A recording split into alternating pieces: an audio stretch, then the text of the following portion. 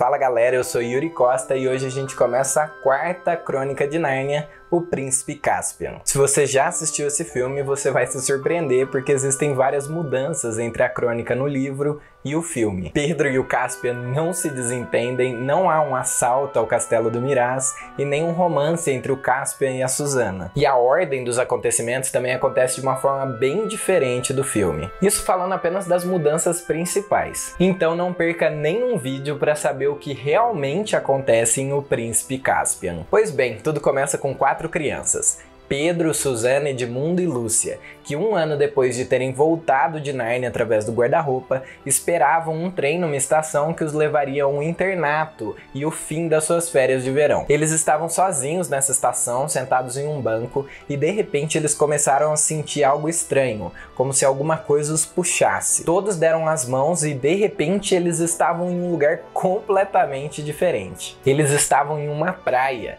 Então eles decidiram caminhar para explorar um pouco o lugar e descobrir onde é que eles estavam afinal. Será que era Nárnia? Mas se era Nárnia, aonde exatamente? Perceberam que era uma ilha e que havia ruínas de um antigo castelo.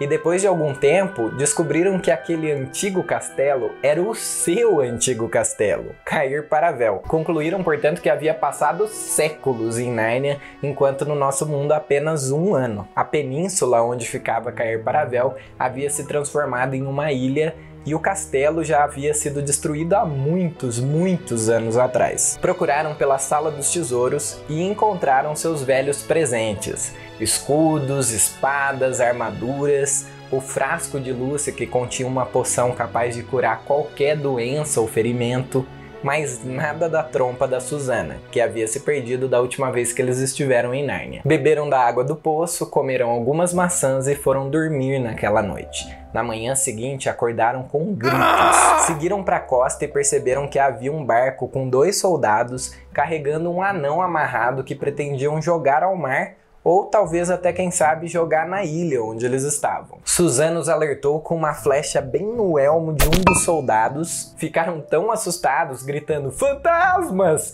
que deixaram o anão para trás e fugiram a nado para o continente. Os meninos resgataram o anão e então se apresentaram. Trumpkin, o anão de barbas vermelhas, começou a contar então sua história e por que ele estava ali, e pôs eles a par de tudo o que estava acontecendo em Nárnia. Realmente não se ouvia falar do grande rei Pedro e dos seus irmãos há muito tempo.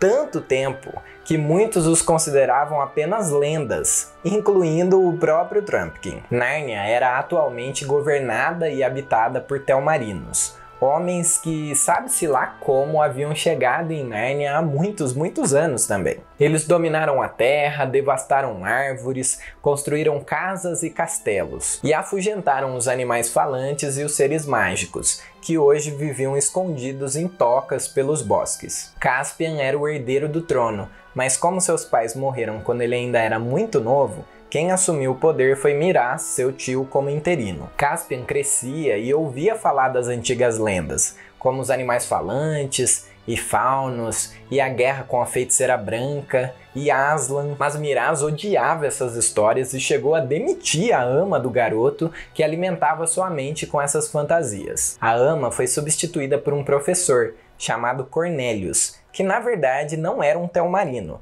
mas um mestiço entre um anão e um homem. Em segredo, ele revelava as histórias do passado para Caspian, e depois de alguns anos de ensino, ele acordou o príncipe na calada da noite pedindo para que ele se aprontasse, porque ele teria que fugir e ia ter uma longa jornada pela frente. Caspian se aprontou sem entender muito bem o que estava acontecendo, e então Cornélius explicou tudo para ele. Acontece que a sua vida corria perigo, porque Miraz até considerava Caspian como um futuro herdeiro do trono, porque a sua mulher não havia lhe dado nenhum filho homem, mas naquela noite havia nascido um menino, e portanto ele seria assassinado por Miraz, assim como fora o seu pai. A verdade é que Miraz traçava planos há muito tempo para continuar no poder. Como eu disse, ele havia assassinado Caspian IX, pai do príncipe Caspian, e expulsado da corte de uma forma ou de outra todos os nobres que eram leais à verdadeira linhagem real, incluindo 7 fiéis nobres que ele enviou para os mares orientais.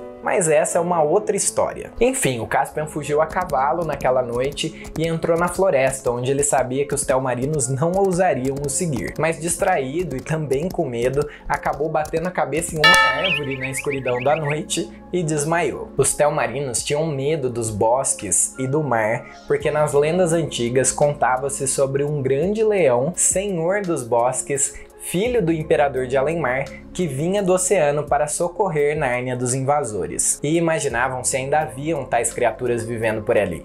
Por isso, ao longo dos anos, espalhou-se histórias de que haviam fantasmas vivendo naquelas florestas para que nenhum telmarino ousasse ir naquela direção. É por isso que o Caspian fugiu para lá, mas é também por isso que ele próprio tinha medo e distraído acabou batendo a cabeça. Na manhã seguinte, para sua surpresa, ele foi acordado por criaturas que até então ele nem tinha certeza se existiam mesmo. Mas eu vou deixar para contar quem o acordou na semana que vem. Então não perca uma Ponte para Nárnia toda terça-feira aqui no Ponte do Reino. Ah, não esquece de curtir o vídeo e até a próxima!